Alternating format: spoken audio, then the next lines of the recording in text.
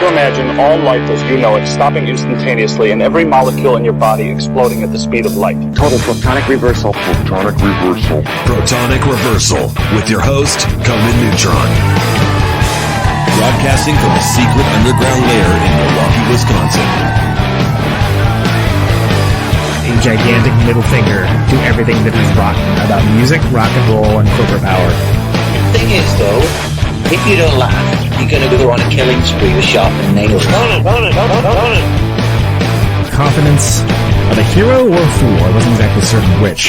Could not be more professional. It's the real one. I choose to devote my life to. That's okay. It means something. It means something. And they got away. You know, that's my take on it. What's yours? Protonic Reversal! That's like a science thing, right? Indeed it is. It is a science thing. It is a science place. It is a scientific fact that we're all up in your face. It is time once again for the one, the only Protonic Reversal. Welcome to it. And yeah, that's right. It's me, people. Welcome to it. Got a great episode for you tonight. They're all episodes. We're gonna get three quarters, almost all four of the mighty men of Resurrectionists. You got a little bit of a preview there for folks in the video version, and very excited to talk to them. They have a awesome new record. I'm a little biased, but I'm a big fan of it, and we're going to be talking all about it, and we're going to be talking about lots of other things, I am sure. But before we do, I guess I could mention that it's called Now That We Are All Ghosts, and you can get on their Bandcamp. But you'll hear all about that pretty soon. So before we get into that, going to do the opening spiel that I am known to do. Welcome to Conan Neutron's Protonic Reversal. I am your host, Conan Neutron. I am a rock and roll lifer who has toured and recorded for over 23 years. Most known for the band Conan Neutron, The Secret Friends. Music is a huge part of my life, and I use the format of this very long-running podcast to talk about music with musicians whose work I enjoy and respect. People who may or may not be household names do something very special. This is episode 328. If this is your first time listening to the show, all of the archives are available at protonicreversal.com for free. No ads, no sponsors, no kidding. And if you'd like to support the show and get episodes sooner, you can give $1 a month at patreon.com/protonicreversal and achieve both goals. If you like the show, or even just a single episode, please consider subscribing on your application or site of choice, liking the episode, or even posting a review. All of that helps people find the show, beat back the almighty algorithm, and it's just a darn nice thing to do. Okay, so it's been a while since I've had I think the last band I had was Tar, now that I think about it. And I only got 3/4 of them, too. So if it was baseball, I'd be doing fantastically. So let's bring them in. Jeff, Joe, John, welcome to the show, man. Hi. Oh, hi. So I'm all messed up from hearing your voice so many times. Okay, well, let's pretend. Again, we're pretending that didn't happen. Oh, yes. We're back. We're back. He was curled up on the floor over there going, so much Conan. Yeah, I get that a lot. So this is the first full-length record, Now That We Are All Ghosts. But how long? I was trying to actually figure it out before we went on air. How long have you guys actually been a band at this point? Like, when is the start of the band? Because it's been a while. Okay, you started with us, like your first show with us was October 2019, right? Yeah. September, I think, actually. September? Yeah, okay. September. And you said you'd only actually done a couple of shows with Gavin? Yeah, not very many. So that sorry. Somebody got some massive alerts. Hopefully it's the listeners trying to chime in. Yeah. Probably about 5 years. Yeah. Or so. No, I mean, when did we start up with Gavin? It was when did work end? Yeah. Okay, We're this is really this good is at going fantastically. So there was a band called Work that Jeff and Joe that was you guys' band, and just as stuff was like really starting to cook for you guys, you decided that the drummer was moving. Well, it wasn't you decided. It was one of the key members of that three-piece band. Right. Moved on. Yeah, all three of them decided he should move. And I think Jeff's We've decided as a family it's time for you to move. right. I think I think the difficulty is that Jeff and I tried various and sundry different things before we got Resurrectionists up and rolling. Right. Like there was a period of time where Jeff and I were actually we had two separate projects that we were trying to work out. One of them was actually called The Ons, ONS. And we tried it, and it ended up there was going to be both of us playing guitar, and then finding somebody else to play bass and doing like Thin Lizzy type stuff. Sure. But it didn't end up working. So in that period of time, so this sort of like vague number of different vague things ended up coalescing into Resurrectionists after Work ended. But in my mind, it's sort of like I'm so fixated on the lineup that we have now that I kind of think of that as the birth of the band, or at least it's the birth of the band as it exists now. Right. And there was the EP that was out, and you even have different versions of like what the songs kind of sound like now. There were some of those earlier tunes. As every one of these Americana publications likes to point out, there was slide guitar at one point. Right. Which was atypical, and then John comes in with his contributions. Be they kind of keyboardy, the dulcet sounds of the 12-string guitar. The bringing that like chimey etherealness and things like that, and the songwriting is changed to sort of match these other tones. Would you say that's accurate? Yes. I feel like I'm cross-examining you now. Sorry. Please, the court. Please enter into the record. But the process is always really long, and a lot of stuff gets tried. I don't know, Joe, like how much you tailor, like when you're just writing by yourself, something that you're going to bring in. No, not a lot. It's more when I'm writing something else. When I'm writing something,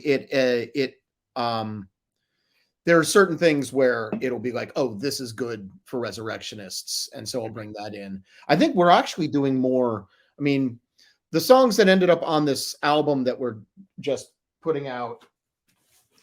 Trying to solo you here. What? I'm gonna have to ask, and this is gonna be really confusing for people listening on an audio podcast. But Joe, you look like somebody's parents that didn't get together at the prom, and the picture I'll be participating. What? Oh, I don't know why. I don't know why you're. I don't know why either. Is it like here? I'm gonna.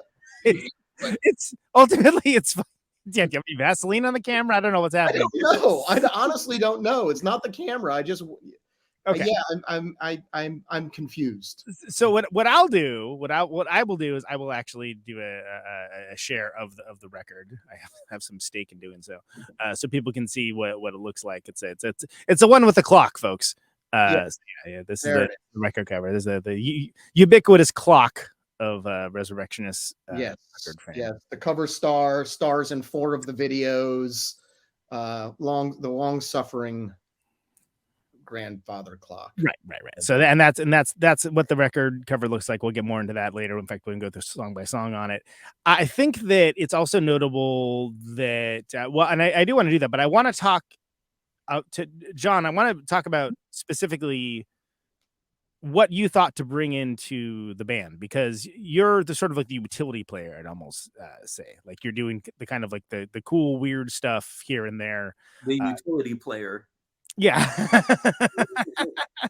So did you have, when the conversation about you joining the band were around, what did that conversation, how did that start, and how did it end? Joe ran into me at a show and told me that they had a band member who was leaving, who did pedal steel guitar, and that he was never going to find another pedal steel player in Milwaukee who wanted to play anything that wasn't traditional music. Right. And said, so would you be interested in joining the band? And I said, sure. Like, what would you like me to do? And he said, I don't know. I figure you'll come up with something interesting. There you go. So he gave me like That's what they call faith. he gave me like dictaphone recordings of all the different songs to listen to sort of figure out, like, how to play them. And I sort of started by just thinking, like, listening to them and thinking of, well, what sounds would work with this and what sounds wouldn't work with this. And a lot of the material on the first record, I decided to play with sort of a barrel house organ, like fast tremolo on it, like a fast vibrato, sort of Nick Cavey, one might say. And I didn't want to use any sort of synthesized sounds or anything like that, because it would just be weird to have something that sounded synthesized along with banjo and things like that.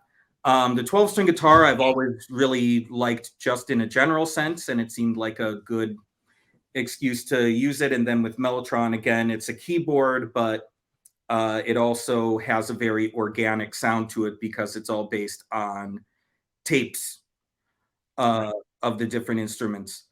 And so, yeah, basically I said, well, I think that you don't need me playing conventional second guitar because that'll just get in the way. You need something that sort of,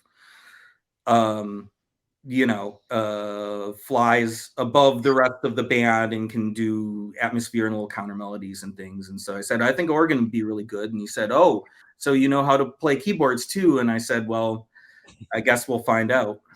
Oh, so you're fancy. Yeah. So I basically learned how to play keyboard in order to do what I thought the songs needed. Sure.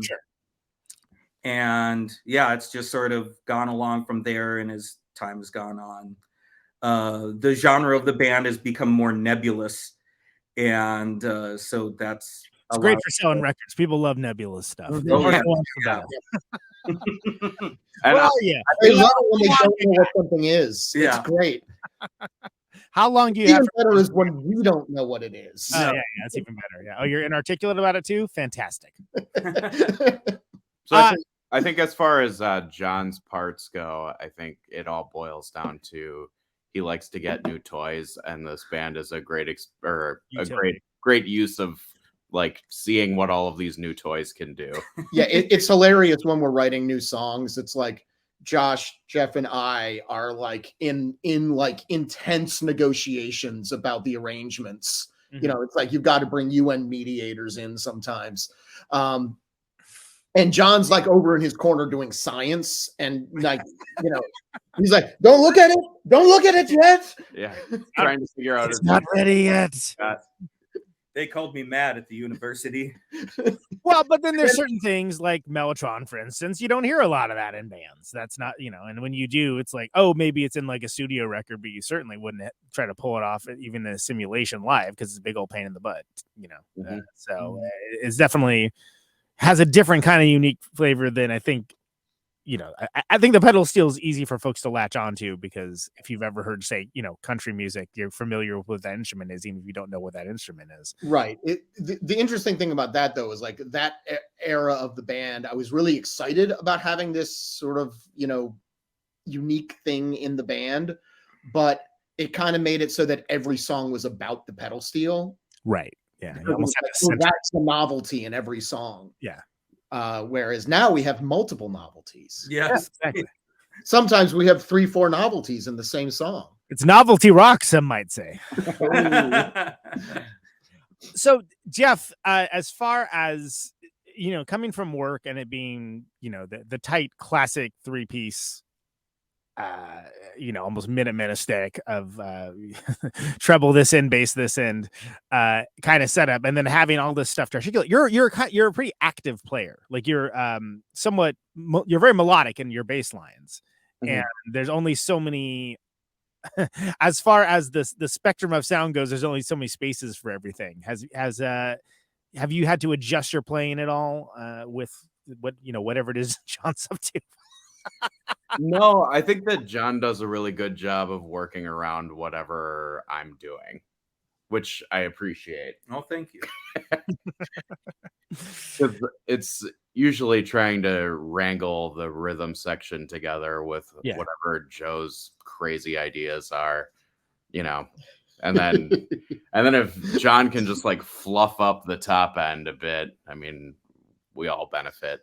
Yeah, that was like why I chose the 12-string instead of a regular guitar, is so that it would be in a different frequency range, because the way that these two interact is there's just so much going on.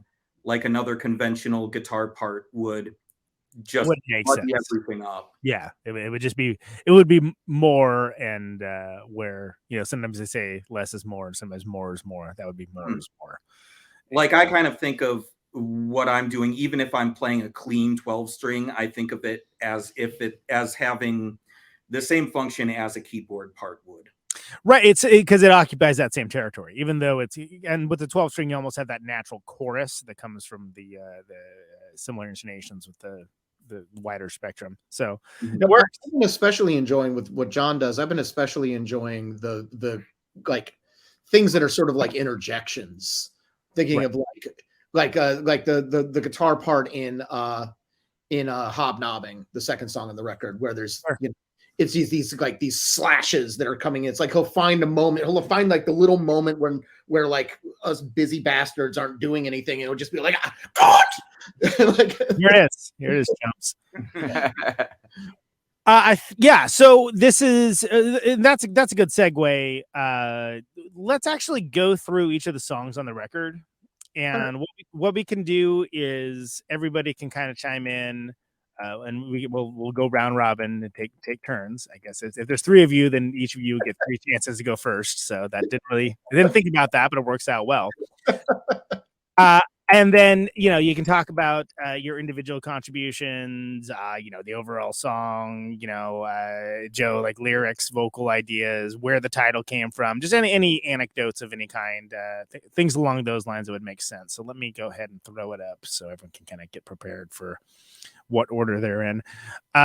Joe, your band, Classic Dictionary of the Vulgar Tongue. So yes. You're first. Okay. This the title, I collect like slang and underworld lingo dictionaries, and so I can't remember if that's the name of an actual dictionary that I found or if it was something just kind of like popped into my head when I was thinking about it. But it kind of matched with the sort of anxious lyrics about discourse and our inability to communicate with one another, and how bad actors are trying to make us not be able to say things to one another without bad things happening. And so, that's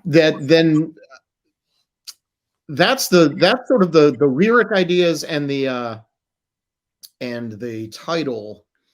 And so it's this kind of like dirgy apocalyptic feeling thing. So that's why I started with that kind of tick-tock banjo. Slow banjo, slow and low. That is the banjo. yes. And also, I guess I did not mention, although it's mentioned other media, that there's a video for each one of these songs. So there is. If you want to mention some part of the video as well with it, I don't know if that solely needs to be a Joe Cannon task or what, but let's so that we at least mention those as well, because they are very interesting. Yeah, well, the video for this one is it's a Mexican standoff with toy guns.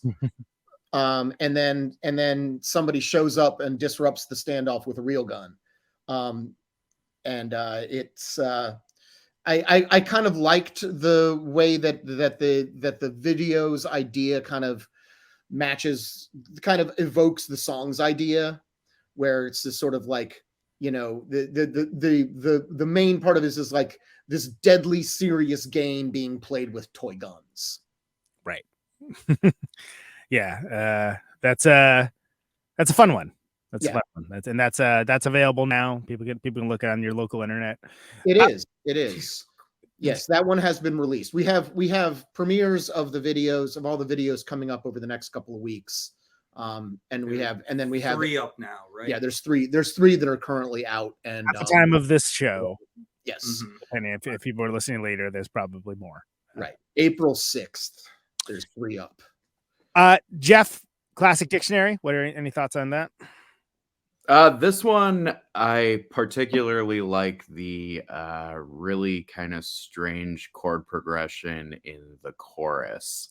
I feel like it's the thing that thrilled me about this song when we first started working on it was I was like, the chorus is definitely the chorus, but it is a chord progression that I am like fully unfamiliar with.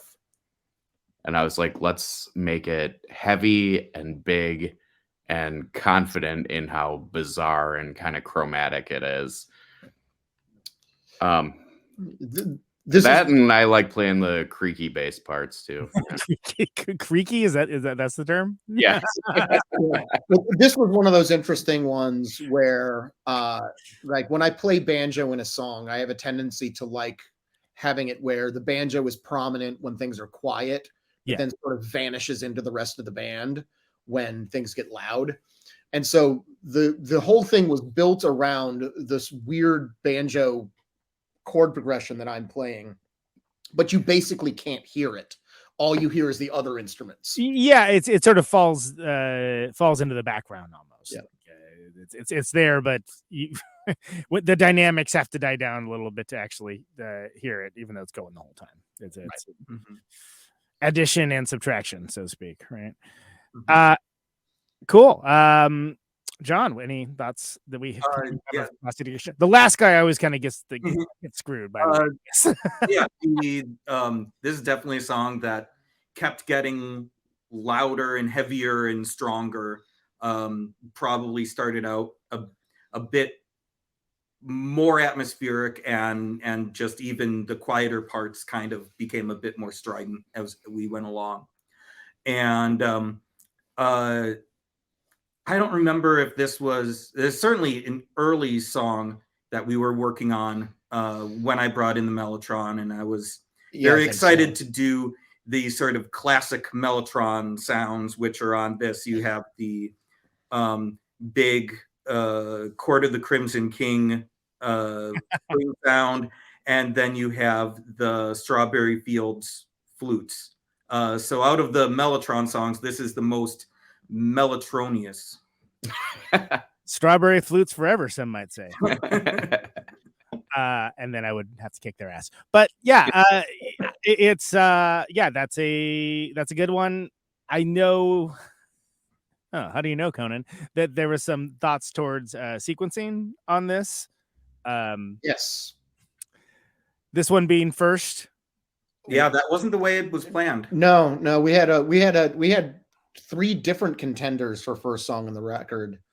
A lot of ways to go there. Yeah. I think it was going to be Rest Cure, but then when we were listening to the playback of this, and when the bass hit in the first chorus, I know I was just like, well, this just has to open the album.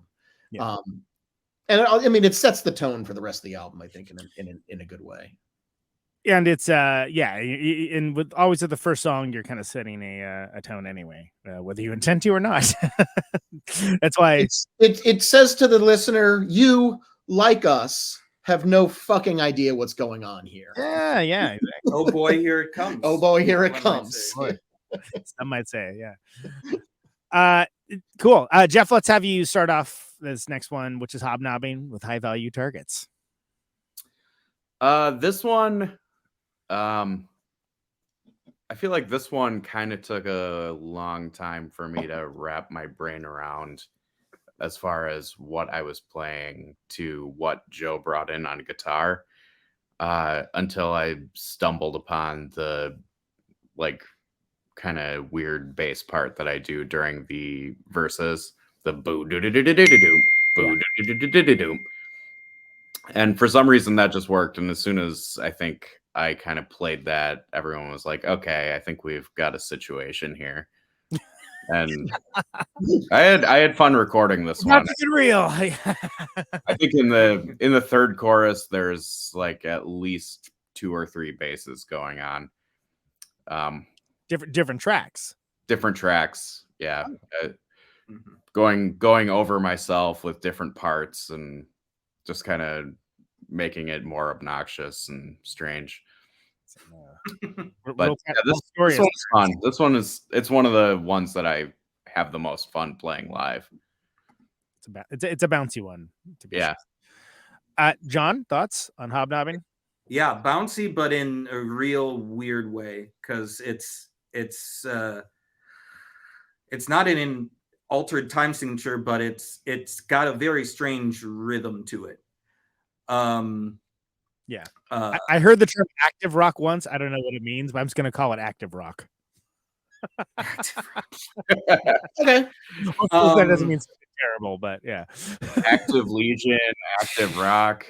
And I'm like, as opposed to passive rock? I mean, what does active rock mean? I don't know. Who knows? The sort of stabby parts that Joe was talking about earlier in reference to this song, that's the guitar going through a gated reverb with no dry signal. So like basically you hit it hard enough to activate this like huge reverb sound that just like appears and then suddenly cuts off and doesn't have any decay to it. And that's very good for just strange percussive noises. And there's a lot of wildness with that happens near the end. And then these sort of clean parts that are almost like sea shanty-esque. It's a real weird combination of elements in my part. And it's probably the song on the record that has the most dynamic shifts in the smallest period of time. It's 2 minutes and 37 seconds. So yeah, I definitely, from pure law of averages, I would imagine that's going to be the case. Yeah. Mm-hmm. Right. And then in the bit going into that last chorus, I was like, as we were mixing this, I was just like, that noise guitar of John's just needs just like we were mixing it, and I was like, no, more, no, make it obnoxious.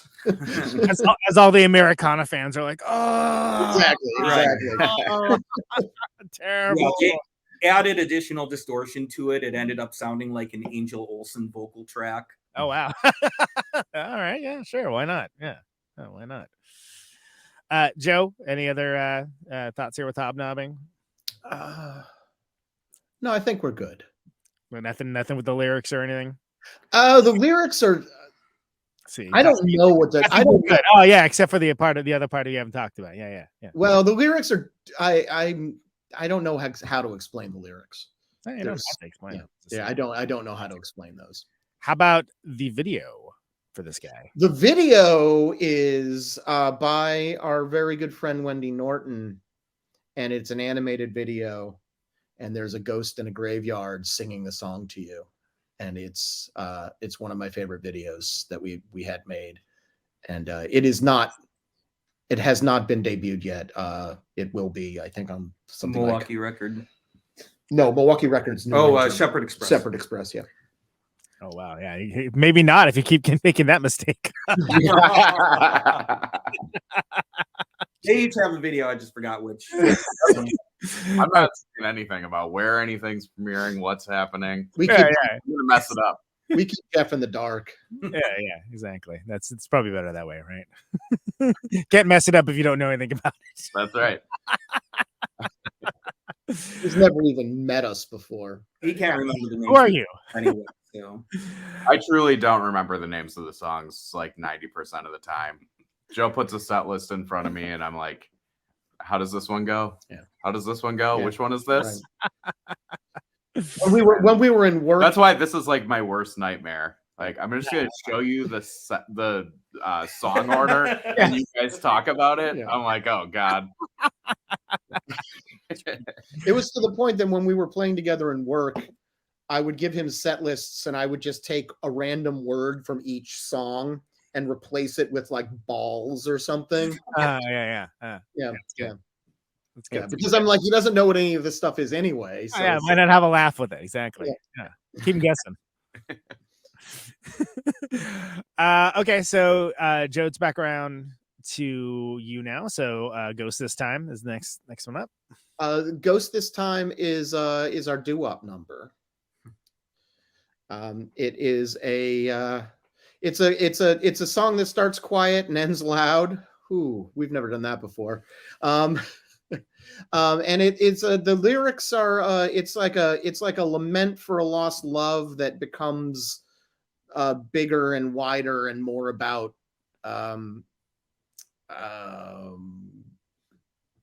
larger kinds of confusions. More different confusion. I becomes we in puzzling and perplexing ways. This also has the word ghost in the title. It does. Share something with the album name.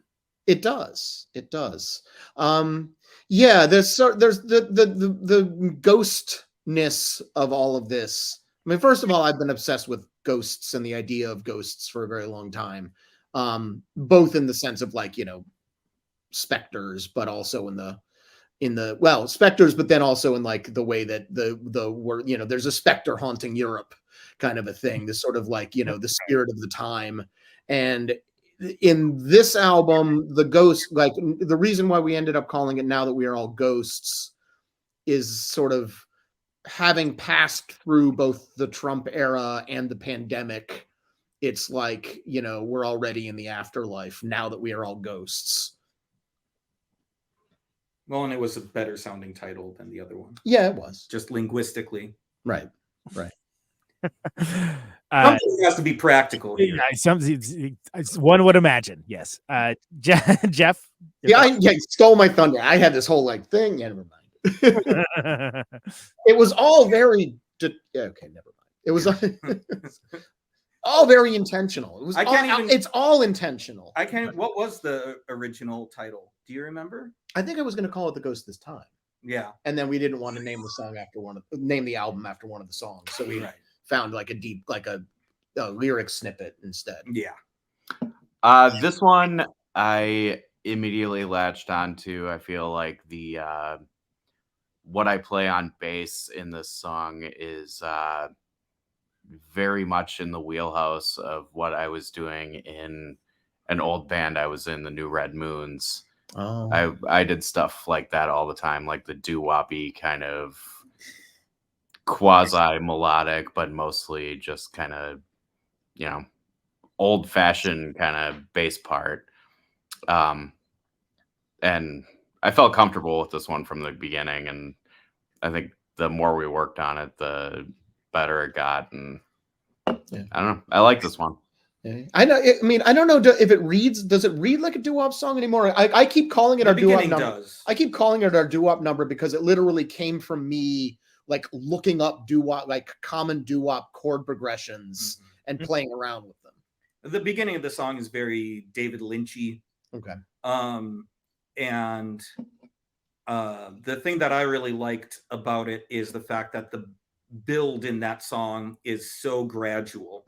That it allowed me to write something that was through composed instead of doing here's my verse part and here's my chorus part, except for the fact that the first 3 times through the chord progression, I'm just playing the chords as cowboy chords in different ways. Nothing else in my part really quite repeats exactly the same way. There are little bits and pieces that sort of pop in and out of the different parts and variations of things, but they're not riffs. So that was something that I was able to do in that song that was really fun for me. And then the effect that's being used in that one is in all wet reverb. So just a regular reverb with no dry signal at all. Yeah, we have some of the 1950s come in and go, "You're all wet, son." Yes. Dry yourself out, damn it. Not on this carpet. We just had a shampooed. No, that's not true. That's cool. So, and then video for this one. Oh, that's TW. Oh yes. Yeah. So my friend TW, he was making a video for one of the later songs on the record, Blue Henry, and has a very ambitious notion about like that video, which we'll talk about a little bit later. But one of the scenes that he wanted to do in that video involved using a swimming pool, like using me floating in a swimming pool as like a stand-in for like floating in space or ascending into the heavens or something like that. And then as we were getting the footage for this one little bit of this one video, the test footage just looked so damn cool that we had to make a video out of it. And so this video is primarily me in this like perplexing white suit singing the song into the camera while like flopping around in a swimming pool with this bright red guitar, flouncing, yeah. while the rest of the band sits on like lounge chairs and the diving board, looking meticulously bored. Eric in the chat asking if Joe's in another dimension or something. We covered that. It seems that way. I'm in the Vaseline dimension. Yeah, exactly. I'm in the soft focus dimension. He might be a ghost. He is the ghost this time. Exactly. Yeah. And so then, you Conan, you were part of the rest of this video because oh yeah, I shot the then TW decided for some reason what we needed to do was have like thousands of pictures taken with me in that same damn white suit in various and sundry places around the country, and interlaid with me singing the song in a swimming pool. And so yeah, Palm Desert, the Poconos. Yeah. You got around in that suit, that's for sure. Exactly. way to take advantage of being a hired gun in a traveling band. Exactly. Yeah. One of him holding up the Leaning Tower of Pisa. Yeah, exactly. It was great where it's like, we would be driving around on a Secret Friends tour, and we'd be like, okay, that's cool. Stop here. And then we'd like jump out of the van. I'd stand in front of something in the suit. You'd take 3 pictures, and we'd jump back in the van and peel. That's exactly it. Yeah, it's like you're the Travelocity gnome or something. What was it? Amelie? Was that the one with that they ripped that off? Yeah. Okay, I've completely lost track of where we're at. So once they start talking about gnomes, it's all over. Right. Okay, so that's Ghost's Time. That's Ghost's Time. So Rescue then is and I don't know whose turn is it to talk. I haven't started one. This is the John one. So Rescue was the first the first new song that we started on. After I joined, I learned the old songs, and this was the first piece of new business. And Joe brought it in like a very sketchy form. There was the main banjo motif that runs through the verse, and some lyrics for that, and just sort of like some stabs on A as a bridge part, and we sort of wrote the I guess it's like a refrain section. It's the chord progression that the banjo solo at the end comes over. It's not exactly a chorus because I don't know what you're playing there because I'm just playing my little solo. I'm One Jeff, you're playing a solo too, right? Because we like Sort of. yeah, because we like we rock lock on that one sometimes. But yeah, that one was written very collaboratively. So, Joe, you want to take a pass at that one? You can go second on this one. Yeah, John's right. That one came out like I was playing that like, you know, dump.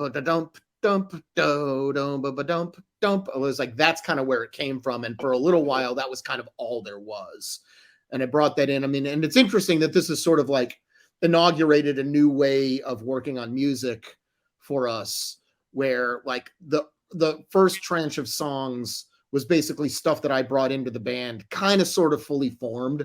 Basically, I could have played it as a solo piece, right? And then we like wrote, you know, and then we like, you know, clothed it in a rock band.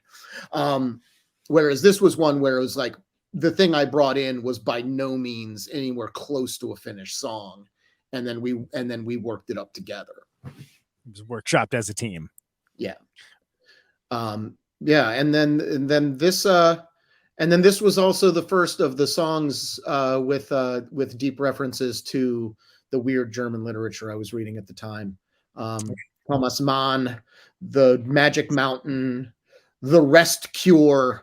The Rest Cure is when a tuberculosis patient would cure supposedly their consumption by wrapping themselves in a blanket and like resting out on a veranda in the Alps and in the cold air. The idea of like breathing cold air while being wrapped up in a blanket would somehow cure your ailments. That's the Rest Cure. And so there's a whole lot of references to like, you know, disease and healing, and then some coy references to Walt Whitman's Death Mask. Very nice. Yeah. Jeff, anything to add to that? This one actually, I think, is like the one track that I took a cue from John. I think I followed his lead as far as the bass part in the verses. I also had a lot of fun recording this one. I play on the chorus. I play saxophone and also accordion. Yeah, I don't know. This one was fun. Yeah, this is. One would say you were going for Baroque. Yeah, exactly. So it's worth noting that Jeff recorded this entire record. That's right. That's it's credited as a self-recorded, but yeah, that's always worth noting for sure. Yeah, which allowed me some time to play with it when everybody was away. To rewrite his bass parts multiple times. I mean, when I say play with it, I mean the recording. Right. Yeah. Well, come on. It's a family show. Everybody's gone. Perfect. The moment I've been waiting for. Tell me about the video. That's a Brian video, I think. Yes, right? The Rest Cure. This was the first. This was the video that sort of inaugurated the video project. Yeah. It's so old. I hadn't even had my LASIK surgery yet. So like, it looks like there's just a different member of the band in Who's that dude? Yeah. That's how old it was. Yeah. Who let that go? In our coffee table book, there's going to be a chapter called the pre-LASIK era. Yeah. Oh yeah. Just wildly overestimating everyone's interest in banal minutia. Yeah. I liked them better when they were proto LASIK. Yeah, exactly. That's the real heads now. Okay. Right.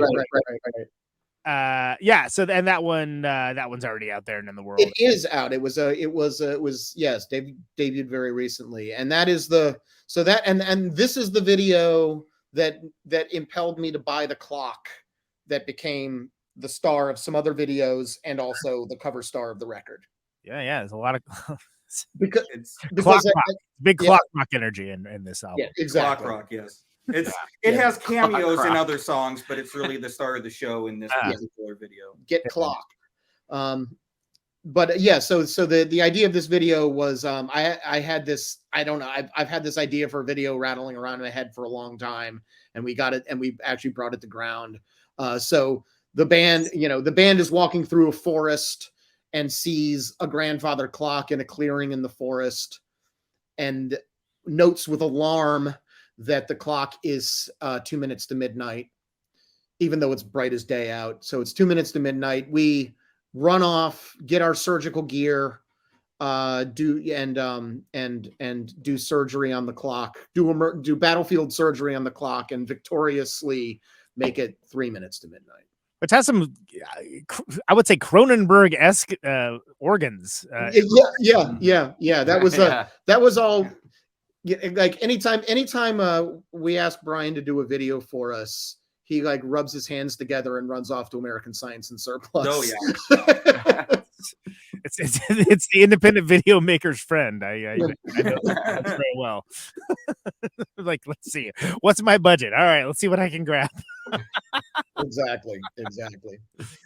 Yeah, well, the budget was $15. There's shots of gears in that video, which are like made to look like the gears of the clock. And if I remember correctly, that was a wooden hurdy-gurdy, build your own hurdy-gurdy kit that he got at American Science and Surplus. Yes. I build them all the time. Yeah. There's an online forum for it. Probably is. I don't know. What do I know from it? Cool. Break and Enter Part 2. I should probably talk about this one because I'm kind of the only thing that happens in it, except for a little bit of there's this is a song that there's two songs on the record that are reimaginings of songs that I wrote a long time ago. So Break and Enter Part 2 is a song I wrote around 2004, and it does have a partner. There is a Break and Enter Part 1. It's a song that I actually performed with a different band named Slander Cannon, which is on hiatus. But it amused me to have a Part 1 and a Part 2 in entirely different bands, because things like that amuse me. Follow your bliss, as weird as it may be. Right, exactly. So Break and Enter Part 1 is this like triumphal little cowpunk ditty about me breaking into new construction while I was living in Chicago and vandalizing shit by shitty developers. And Break and Enter Part 2 is me confessing what was actually going on, which was that I was acting out because I was in a bad way after a relationship ended. So it's like me pining, Break and Enter Part 2 is the like, no, you're really just pining after a girl, Joe. I'm like, all right. So that's the impetus of that song. And so this record, and I've been a bit more bold lately about like revisiting things I wrote a long time ago. And so this song is like written, 15 years ago, 16 years ago now. And so, revisiting it, finding it again, and seeing how it holds up and bringing these guys into it is, I've been enjoying it. Bring some new life into it. Mm-hmm. Only brought me into it. Well, yeah, there was that. I was gonna say I can't really ask Jeff his thoughts on this. Well, but I am. John? Like, what your contribution to it?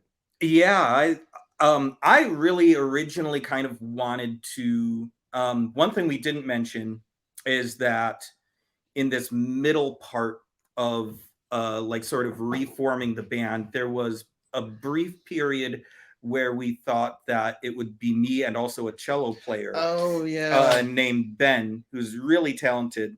He wasn't able to commit to it because he's an actor also and quite in demand.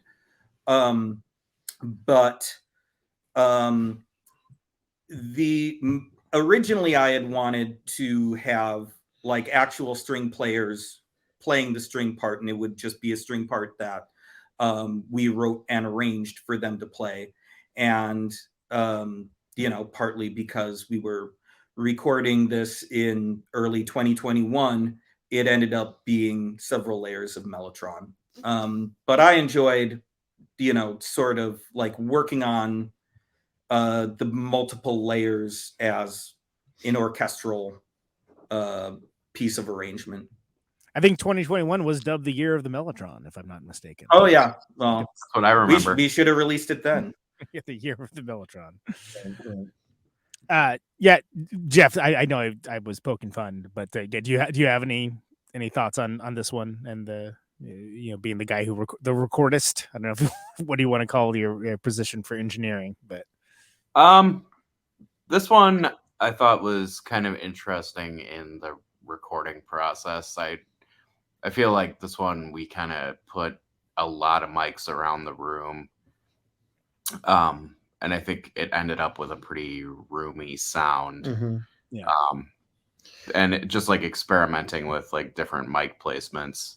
Like I've got 10 mics around the room to just listen through and see what's what. And that was a lot of fun.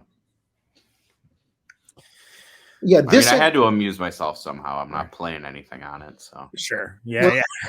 Well, this and the other song that was a reimagining of an old song of mine were the two that we did sort of like live in the space, as opposed to kind of like, because the other songs we did where, we played it live, but we played it live in order to get the drum track. And then, right, and then you can do the rest, and then overlay the rest of it. Sure. This one and let me talk you through this one. Were live with less overdubbing. Right. Did we talk about the video for this one? No, I don't think not. The video for this one is me walking around in Louisville. With Erica Strout did the video, and it was me walking and playing the song on this pedestrian bridge in Louisville that was an old rail bridge. Interesting video because it's this, it's this strange song about like, loneliness and isolation, and I'm playing it while these sort of like all of these perplexed pedestrians walking around me. It's like I'm walking on this pedestrian bridge wearing heart-shaped sunglasses, playing a banjo, and there's like dudes on bicycles streaming by me and stuff. What the hell? Fuck's this guy's problem. Yeah, no, I think it's a good video, and I like it. Next up, the new winter. So I think this would be. Oh boy, actually, we kind of jumped around there a little bit, didn't we? We did. I think when this whole round robin, it usually works well when people in the bathroom right now. Okay, well, that's going to make it difficult for him to go first. So, John, you want to take new winter? New winter. The chords that Joe starts off with, it's like, well, this is. Clearly not one of the digging into a dark doomy song. This is probably the closest thing to a pop music on the record. It's our 70s country rock song. Right. Exactly. That's the one that all the people that were like, about the right, exactly. Yeah. I know what this is. Yeah. It's like, they turned back into the early 70s Bee Gees finally. Yeah. Last sitting here all day waiting around for that to happen. I've got some tibia organ and clarinet on it, or is it? No, I think it's oboe. I can't remember. It's a woodwind of some kind.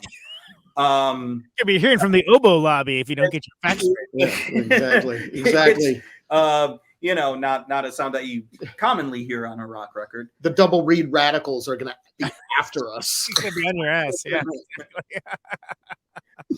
First of all, how dare you? Second, brick through the window already. God, John. They're not only litigious, they're violent. Yeah, you are. Yeah. So I'm sorry. Was that the end of that? That's the end of that bit.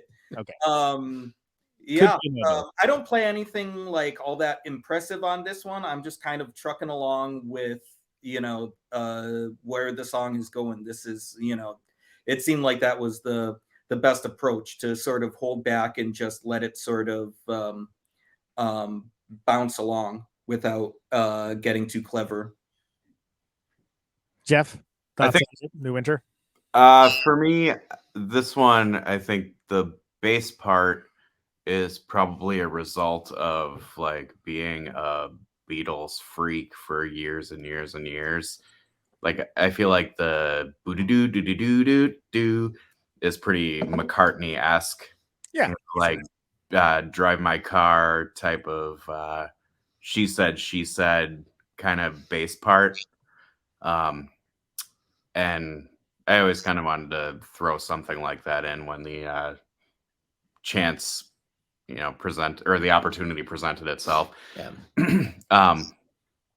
So yeah, no, and that like that little guitar, like the guitar part of mine, which sort of was where the like origin point of the song, I was like, it was one of those guitar parts where you're like, I don't know, is this something we want to work with? And we started playing around with it. And like then Jeff brings this thing into it, and I'm like, oh, okay, this is something we want to work with. Right. You know? It transforms it somewhat. Yeah. Right. yeah. And then the payoff in the end of this is that like triumphal melody at the very end of the song. And then this is I'm doing some weird stuff there too, which is also kind of fun. One of the things I like about playing in this band is I feel like I'm pretty free to just experiment with different sounds, different techniques, different like just ideas of how to play the bass and what its role is in the band. Right. There's a lot of room to experiment. And much like our ambiguity and discomfort with genre, like we have a really hard time doing the same thing more than once. Sure. We don't even like what we did by the end of the song. Right. Yeah, there's a reason. Yeah. We're a very impatient band. I just started playing and I'm already tired. It's like, no, it's so funny. It's like playing the chorus twice is like a decision. We have to like, we huddle and we're like, right, stick with this. I don't like this part. I mean, usually you're supposed to play a chorus more than once. We're like, yeah, but that's one of our do is we could play like 2 measures of the chorus and then switch to something else because they've heard this already. Right, exactly. It's enough, isn't it? Yeah, it's enough. One of the like long-standing in jokes with the band is like, do we give the people what they want? No, we don't give the people what they want. Mm-hmm. As soon as we come up with something hooky and catchy, it's like, okay, we got to pivot. Yeah, exactly. We're going to play that once for exactly 7 seconds, and then we're done. Never hear it again. Yeah, the Teaserectionists. I like it. Yeah, so Joe, New Winter, anything else like lyric wise or anything there? I mean, it's a weird little ditty about aging. And yeah, and being it's a weird little ditty about aging when you're really immature. I mean that lyric 30 years gone and I still haven't gotten to the bottom of this. Well, that could be like, that could be like etched in my tombstone. Well, there's the what do you want in your tombstone? Accuracy, sir. Only.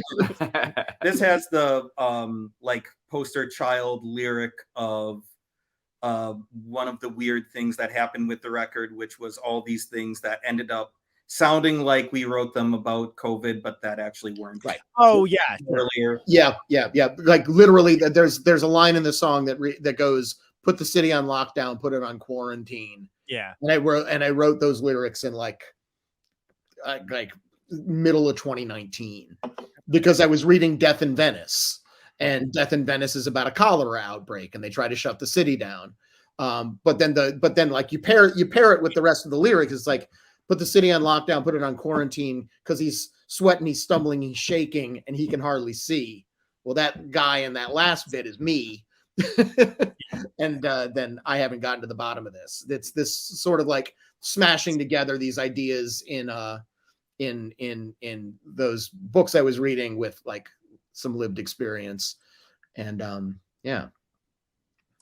But then the strange thing about the is that when we get to the video for this song, which was the video for this song is deeply pandemic because it is essential. The video for this song is me walking around River West in Milwaukee in early 2021 when things are still really shut down. And so me walking around on the streets of this usually, a little bit bustling neighborhood, and there's literally nobody around.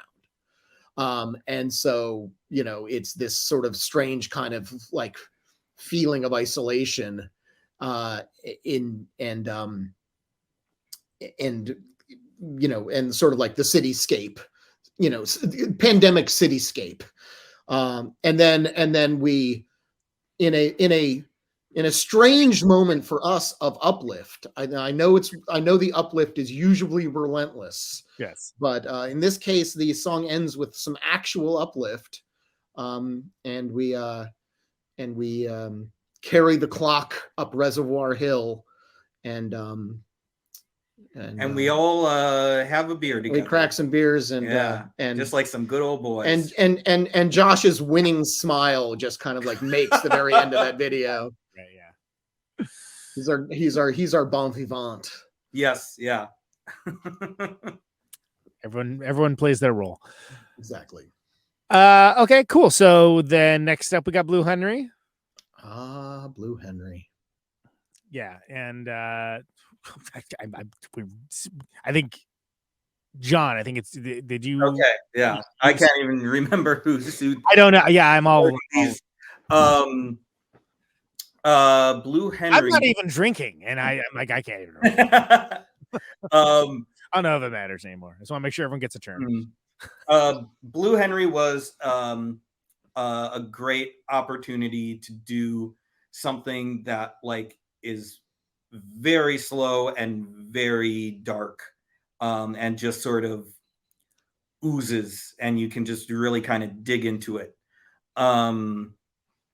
I did some counter melodies. I'm using on the Mellotron, you have a mixer for two different sounds, so you can play a mix of two at the same time. And on that one, I did cello and vibraphone. And so it's I don't know, almost like something you might hear on a 50s hi-fi record, only used to be very atmospheric and creepy. And the sort of that one has a very doomy tomb-like ambience to it. And on the liner notes, there was a decision made because there's a section of the song where it would have been incorrect for me to play a little keyboard part at this time. It really, like, things had to like go down and get very quiet and then come up to the big ending. And it was like, it was a bit too long for me to just stand there doing nothing and not look very weird and awkward. So I decided to keep time with a tambourine for the second half of that. And it became Josh's favorite thing ever.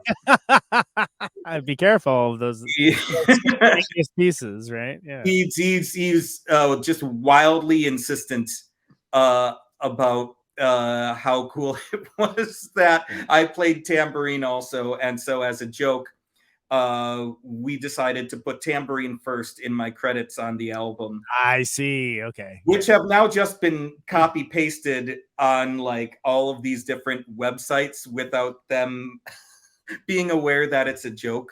Right. So you got to be careful with credits and yeah. And it's amazing. Like anytime we practice this song, if the tambourine is out of arm's reach, if I've forgotten the tambourine in the car, you can really see Josh just kind of go, "Oh, I'll turn this band right around." Exactly. Jeff, this one I would say If you don't like the rhythmic sensibilities during the verses on this song, that is my fault. It was my idea.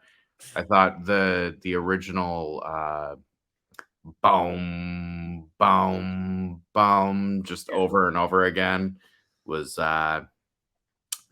just not enough happening for my mind. So I made Josh do something that felt so supremely unnatural to him by the drum part that I asked him to play. Yeah. And then the end of the song, when we first started working on it, I could not get Gangsta's Paradise out of my head. Wow, that is not what I would have thought of. Oh no, listen to it again. It's I mean, it's further removed now, but when we first started working on it, I was like toying with playing like the bass part from Gangsta's Paradise, like during, and just messing with people. Like, let's just see if play like, it at shows, and just suddenly we have a mashup that nobody expected. Right. If we were one of those bands that has like, you know, video playing behind us while we played, there would have been like subliminal like flashes of Coolio. Right. Just like I mean, if you're gonna steal from the best. At first tape I ever bought. There you go, Coolio, R.I.P. Yeah. Joe, anything to add for that? Well, it's funny that Jeff referenced that like 3 chords. So like this song was sort of built around. This is a kind of composition that I like to do, where I will build something out of like repetition and variation. And so that 3-chord phrase, I like the point of this was to be kind of relentless with that. Right.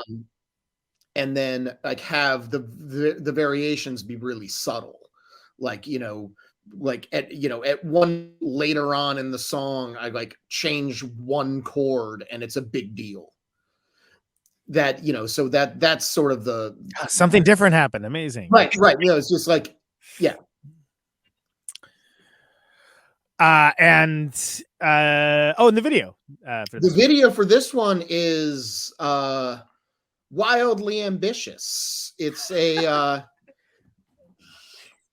retelling of themes from the Magic Mountain, because this is the other one. The song title, "A Blue Henry," was the cobalt blue bottles that tuberculosis patients back in the day used to store and conceal the stuff that they were like tearing up from their lungs. So yes. And TW, who was doing the video for this, when I played the song for him, so it's like I knew I wanted him to do a video for us, and I kind of just gave him an early version of the record. And when he heard this song, this was the one he was just like, I absolutely have to do a video for this one. And he is obsessed with this neo-noir film from the early 90s called Suture. And one of the key elements of this movie is that one of the main characters experiences a catastrophic event, and there's identity confusion. Essentially his twin brother tries to kill him in order to fake his own death, and it doesn't work. There's lots more goes on, but there's this sort of like notion of transformation where the one character kind of becomes the other one, and it's signaled by like a change in wardrobe. There's also a theme in that movie where these brothers who everybody talks about as looking exactly like one another, one of the actors is white and the other is black, and it's never acknowledged in the movie. It's like they're like these vastly different looking people, but like the theme in the movie is that they're nearly identical. So it's a kind of a retelling of that, but mixed in with all of these like notions of themes from the Magic Mountain, and there's a lot going on in it. And we also smash a sob. So look out for that one when that one premieres. Right. Buried the lead there. Right. Yeah. Well, I mean, and then there's this whole theme where I'm alternating between wearing a black suit and a white suit. Right. And this is the sort of like character transforming from one to the other. And the white suit in the Blue Henry video became the star of the Ghost This Time video, because the scenes that we were filming in the pool where I'm like, ascending into the heavens in my white preacher suit. We loved it so much that we had to build another video around repeated theme. Exactly. A theme repeated, unlike the hooks in some of the songs that just you couldn't be playing. Exactly. See, there you go. It's like, we're not gonna play a chorus twice, but I'll play the same damn 3-chord phrase for 4.5 minutes. Absolutely. Yeah, exactly. It's like if you didn't even know you wanted it before we didn't give it to you. Precisely. Yeah. All right. So next up is let me talk you through this one. Jeff, I think it's your turn, right? It's your turn. Yeah, Jeff takes this one because he's got the saxophone solo. I'm the host of this show. It's your turn. That's Yeah. I mean, this was the other one that we were kind of debating whether it's just a straight up solo number by Joe or what we do with it as a band.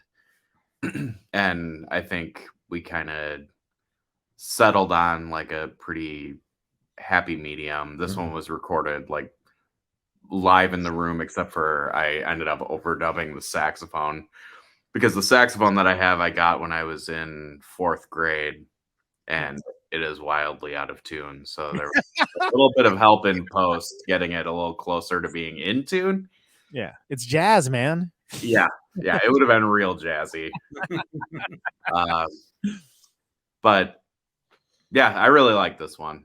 I think this song is actually one of my favorites on the record. We should do a song where you play your shitty saxophone from 4th grade and I play my shitty clarinet from 4th grade. Oh boy. I mean, we could. It's commitment to the bit, I'll tell you that much. Yeah. John, thoughts on this one? Yeah, having a song that we can just deploy within the album to have a little bit of relief in the sense that it's got a different production sound. It's sort of warm and comfortingly lo-fi in a certain sense, which, suits the song. It's a pretty song. I play virtually nothing in it. I basically rip off the piano part from Pink Moon, and that's about all I do. Which is fine. There's not a whole lot that needs to be added to it. It's just the song and the production are really the star of the show in this one. Joe Cannon. This was the other song that was a revisiting of something that I wrote a long time ago. When I lived in Chicago, the first semi-serious musical thing I did there was a solo project called The Intelligibles. And this song featured on the one thing I ever released as The Intelligibles, if by burning about 30 CDRs constitutes a release. Chicago does. Yeah. Called and I was very proud of the title of the album was why I write such good books. That's good. Yeah. And so this was one where it was a solo production that it's a song I always really liked, and I thought it needed to get new life, and so I brought it in, and I'm really happy with what we ended up doing with it. And it's, again, I mean, it's interesting, these, I think about lyrics a lot. And so when you've got these lyrics that I wrote, like this is a song that's like 23 years old. I think I wrote it in the year 2000. And so, the the lyrics are sort of like, at the time, the lyrics are about aging, but it's a song I wrote about aging 23 years ago. And I'm also sort of amused by the end of the song, where the lyric is I hope I die before I happen. I'm doing a pretty good job. Wow. Okay. Getting real here, huh? Yeah, exactly. Look, I told you how relentless the uplift was going to be. Yeah. You knew what you were getting into when you started this. Did not short sell it. Yeah. How about the video on this one?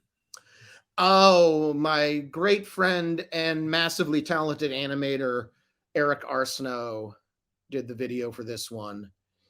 It is like a rotoscoped video of me playing the song while floating in a rowboat in a really creepy nautical scene, and then there's a town in the background, and there's a clock, and there's a lighthouse. There's a lighthouse, and he didn't even know that lighthouses are sort of a aesthetic theme of ours. So yeah, it's a fantastic little video, and I'm very excited about it. Yeah, a fantastic little animated video by Eric Arsenault. I'm in a boat.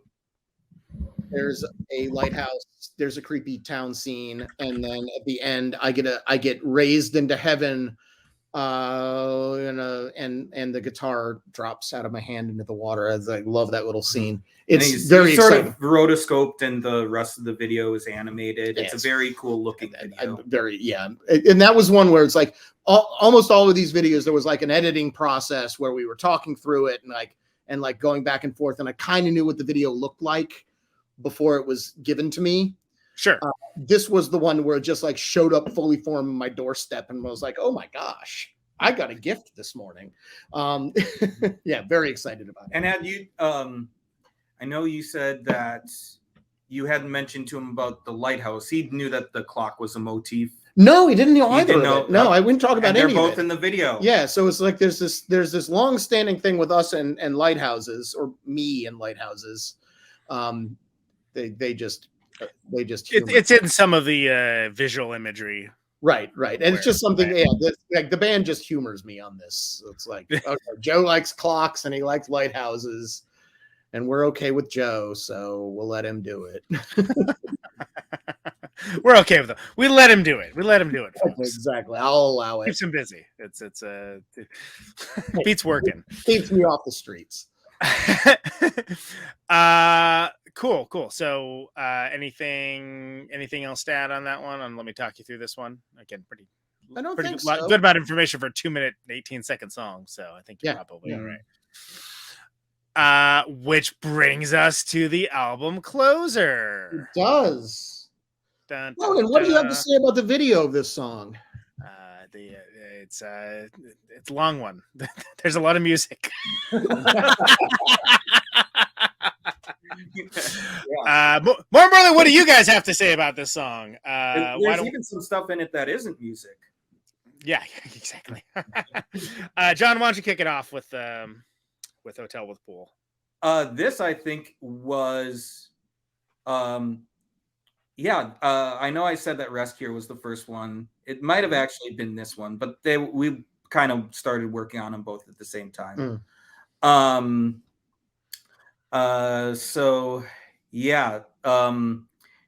This is the song that involves a very long finger stretch on my part that I get very out of shape with if we're not practicing it regularly.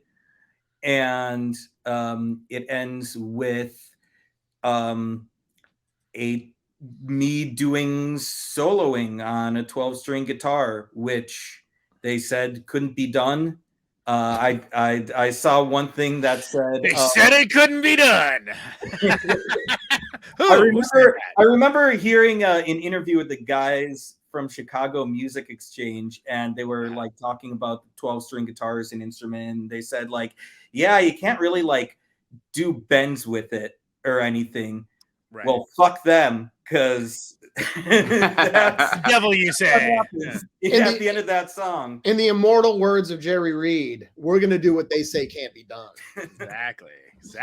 Let's show them what you're working with, right? Yeah, and there's a lot of building on this too, so there's a lot of opportunities for antics, some might say. Yeah. Jeff, Hotel with Pool thoughts? I think this one is definitely like a good early example of me trying to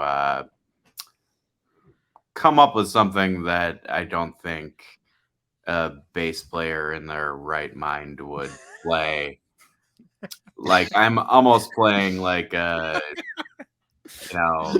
some sort of melodic part that is not even in a bass register for most of the song. Mm-hmm. And it's very high up. It's there's a lot of action.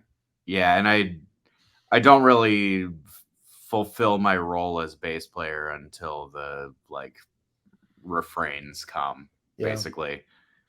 But I think that song was one of the things that started me down the path of like, let's see how weird we can make bass as an instrument in this situation.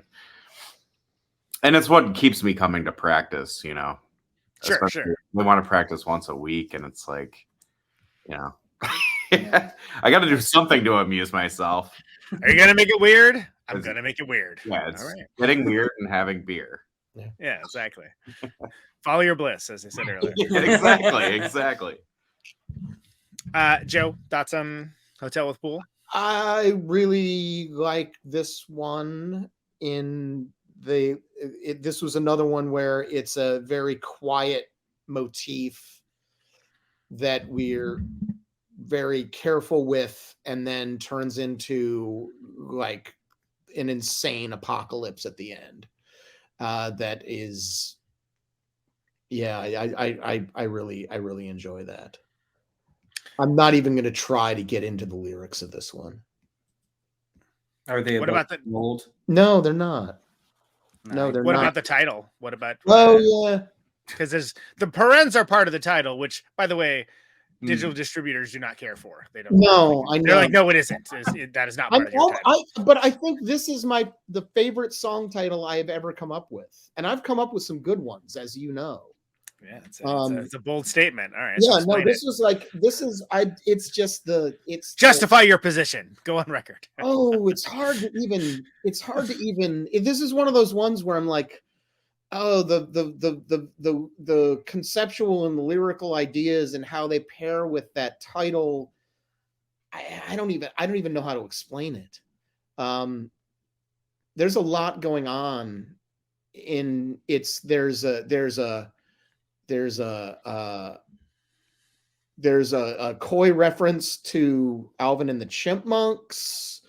There's a reference to 3 or 4 different relationships, a broken friendship or two, and Jodorowsky.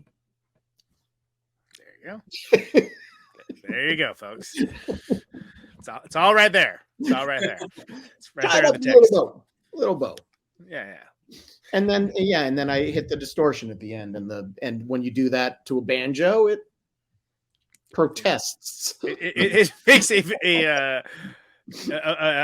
wail of protest. One might say, for sure. Which a cacophonous end that makes for a good end of the record, I'd say.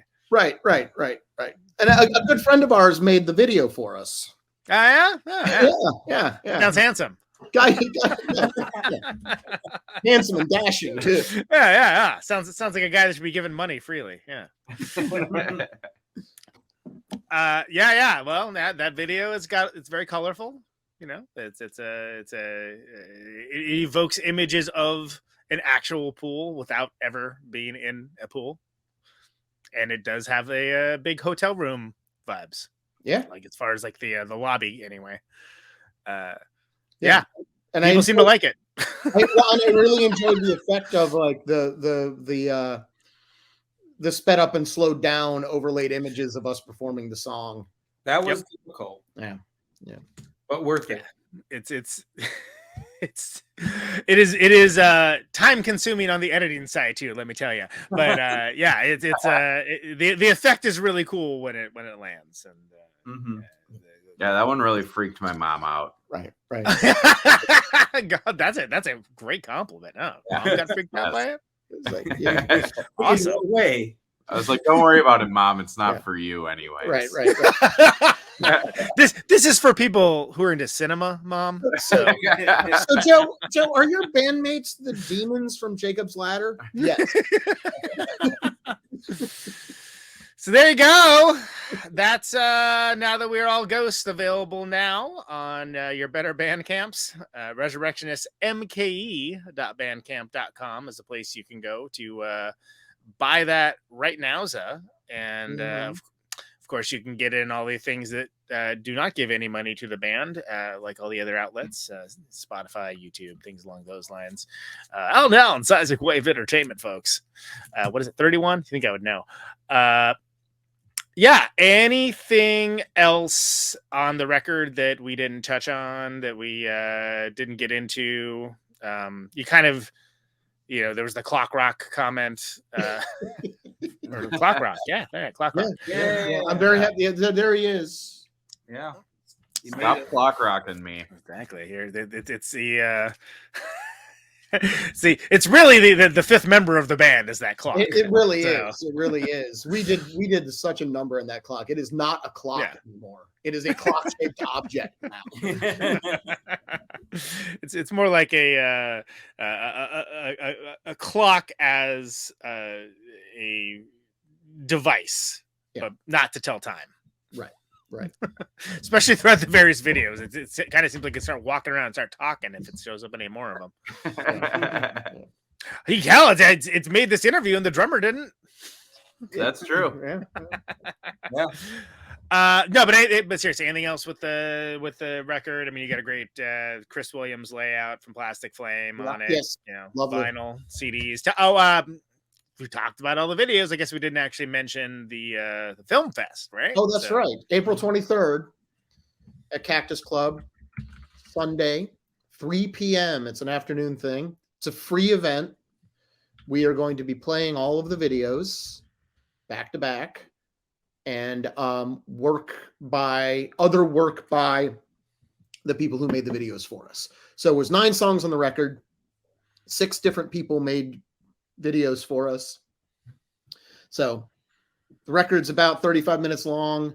So there'll be videos for all of them, and then probably about an hour's worth of other material by the filmmakers.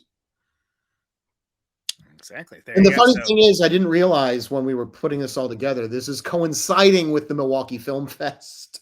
So you got your record release on Milwaukee Day. Unofficial. It's like the South by Southwest. We're like the unofficial event.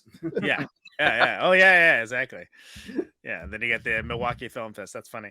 And of course, the record release in the traditional sense of a band playing songs in a room at a show is on Milwaukee Day, of course. Yes. Which is April 14th at Promises in Walker's Point. There you go. Corner 6th and National. We are playing with Credentials and Spidora. First show. First Milwaukee. First Milwaukee show. All right. Well, Wendy's famous, so she plays out of town first. Oh, okay. Right, of course. And then, of course, as mentioned, resurrectionist.bandcamp.com. There's resurrectionist.net. You guys are on Instagram, Facebook, all that stuff. Blah, blah, blah, blah. Anything else that we didn't get to that we're... that you fellas want to tell us about the record or the band as it currently stands? What do you got? We didn't mention Smash Plastic, who pressed the record, and we got the record back a week early than what they said it was going to be. Right. And of course it's always a long wait, but they gave us an estimation of sometime in February in the summer prior, and they got it to us like a week early than what they said in the summer. So that's right. They're great. So grind on that, other bands. Mm-hmm. And, Chicago mastering, Bob Weston. Die angry about it, people that aren't resurrectionists. Yeah. And great show poster. Oh, fantastic! Here, let's solo that. And it looks like it's de-resing along with the rest of you on the yeah, exactly. side, I'm gonna do yeah, that. there you go. Oh, That's something good. else You should hold hold it. it. You hold it. There we go. Yeah. Can someone who's not discorporating hold the poster? Thank you. And the t-shirt design. Oh, look at that! There you go. So Yeah, if you both by my friend Zelda Raygun. if you like clocks, boy, do we have the apparel and posters for you. Yes. Yeah, so those will be available at the show and potentially beyond. We'll see. Supplies are limited. Yeah, great. It's been great having you, fellas. Thanks for coming on. And yeah, I'll see you pretty soon. Yeah. I'm gonna play out with a couple of the videos. So I'll probably do with the classic dictionary of the vulgar tongue first, and yeah, then we'll close the show out after that. So there you go. Awesome. Thanks for having thanks so us, much, man. guys. Thank you. Take care. See you. All right, there they go. Resurrectionists, Joe, John, and Jeff. No Josh. Let's play it out with a couple videos you can see for yourselves at the Film Fest if you are in the Milwaukee area. Otherwise, you got to go to the Tubes of You to see these. So this is Classic Dictionary of the Vulgar Tongue. Here we go.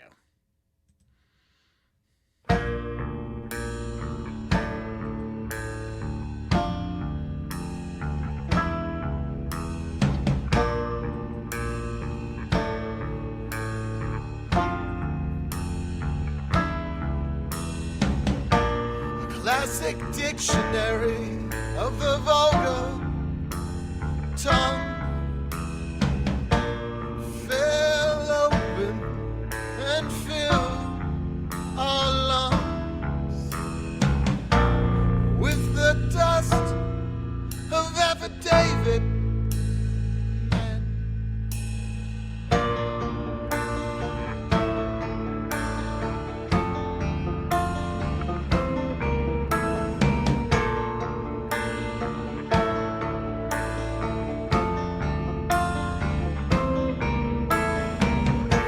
Encyclopedia of the vulgar tongue, bolted through its rider, slipped its reins in the library. Who would have thought this is how would come undone? Oh, boy, here it comes. Oh, boy, here it comes.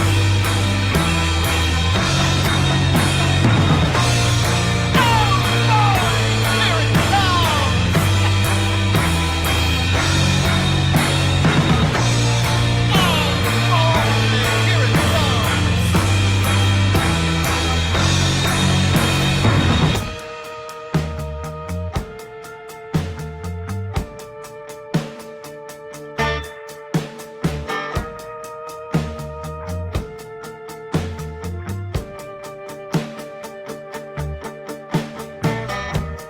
Come on, let's watch them swearing for hire. Consign these things to the fire. We really did it this time. Crackling the flames, the cracker minstrels.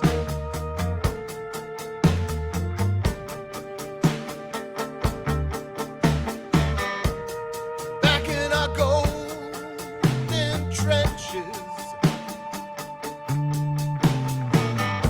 we rode those benches right out of town. Oh, boy, here it comes.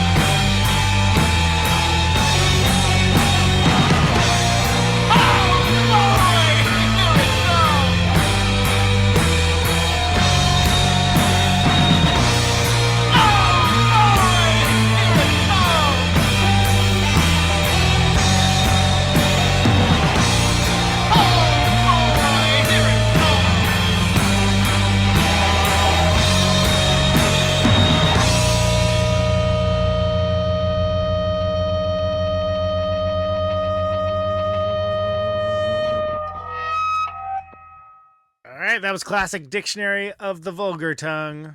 We're going to go one more of these. So we are going to go, I'm a little partial to this one, so I'll go ahead and play it for you. This is Hotel with Pool. If you haven't caught on yet by the real subtle talk earlier, I directed this one. So there you go. Take of that what you will.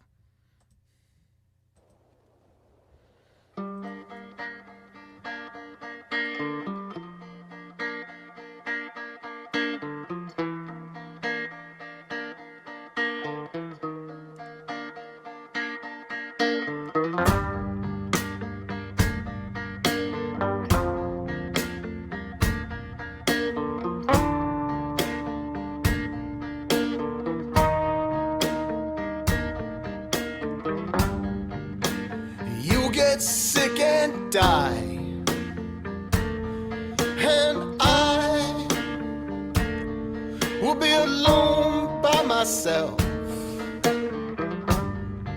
Oh, you take wings and fly, and I will be left on a shelf. Oh, but I can't wait to begin.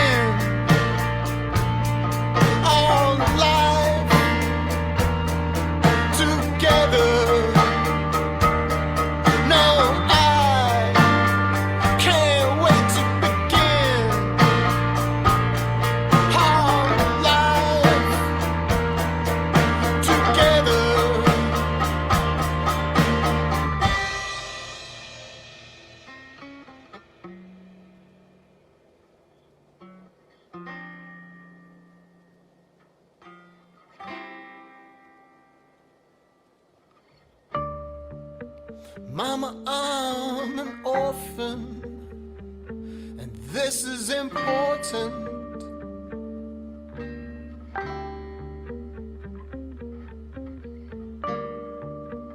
Mama, I'm an orphan, and I don't expect you to understand.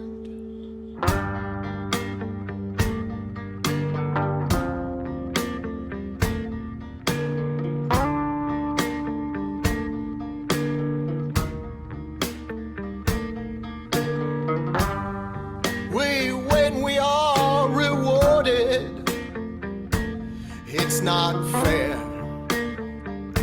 and we don't care. It's an orphan thing, an orphan dare.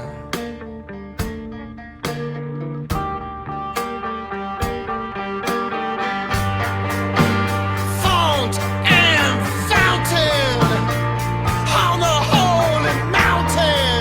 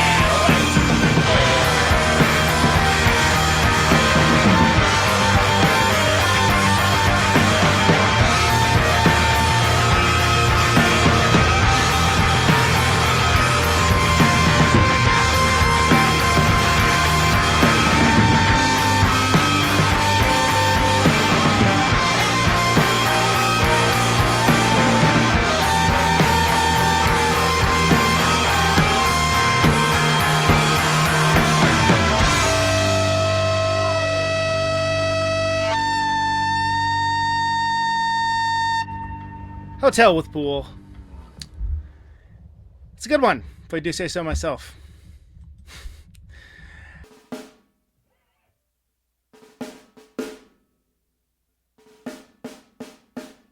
Is this thing on? Thank you very much, everyone. That has been the Mighty Men of Resurrectionists. Can you hear me now? You can find their record, at your local band camps. Now that we are all ghosts, resurrectionistmke.bandcamp.com. You can also find them on Spotify, Tidal, Apple Music, YouTube. Speaking of YouTube, a bunch of videos dropping from those boys. So much so they have a whole film festival full of them. So check that out, and get the record. It's been great having those fellas. Obviously, I love them. The name of this show is Conan Neutron's Protonic Reversal. Thank you so much for listening to it. This show airs Thursdays, 8 Eastern, 7 Central, 6 Mountain, 5 Pacific, YouTube, Twitch. Archives are free. ProtonicReversal.com. Always. No ads, no sponsors, no kidding. If you do like the show and want to get episodes sooner, $1 a month at patreon.com/ProtonicReversal will achieve that goal and also helps support the show. Thank you so much for your continued support of this show. Everything comes along with it. Amazing stuff coming. Really amazing stuff. I'm very excited for all the stuff that's in store. Thanks to everyone sharing the episodes around, 50,000 subscribing to it on the various platforms, even like leaving a review, as silly as that sounds. It helps beat back the almighty algorithm. It's a darn nice thing to do, so thank you so much for doing it. Anything else? No? I think that's about it. So just keep it tuned here. Lots of great stuff coming up. Can you hear me now? Stay safe out there. Out on Route 128. Check you later. Lonely. I got my radio on. Can you hear me now? Can you hear me now?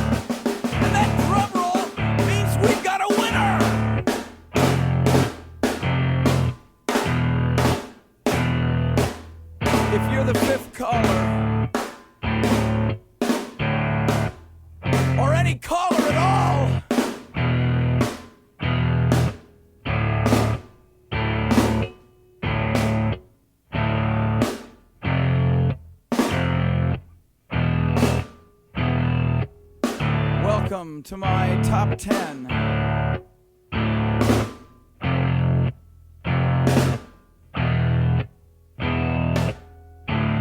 I'd like to thank our sponsor.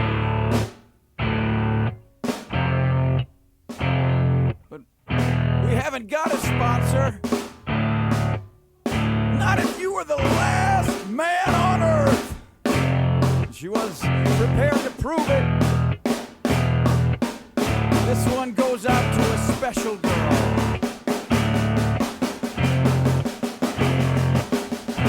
But there is no special girl!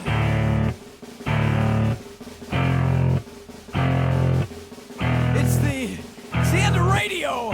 The last announcer plays the last record. The last what? a transmitter.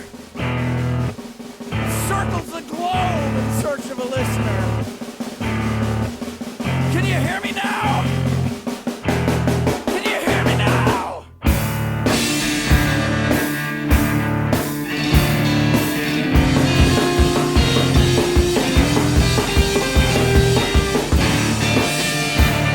Can you hear me now?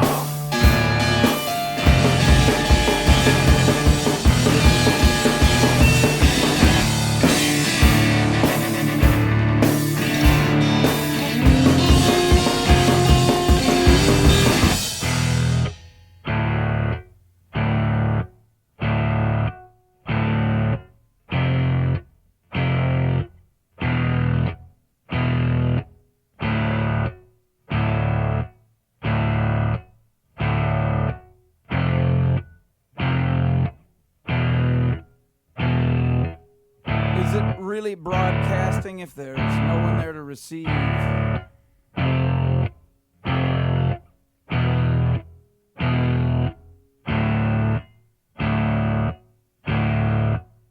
It's the end of radio. As we come to the close of our broadcast day,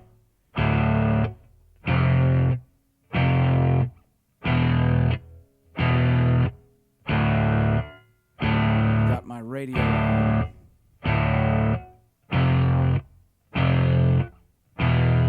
Can you hear me now? Can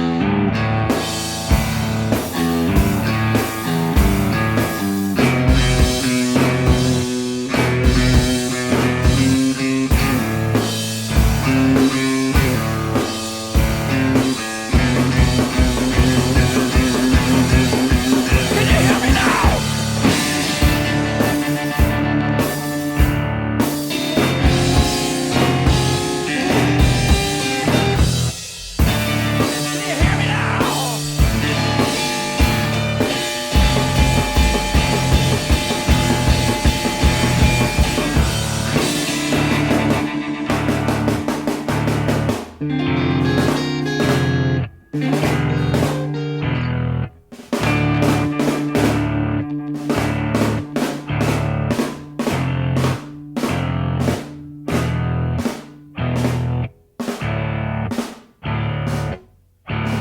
This is a test! If this had been a real emergency, hey, hey!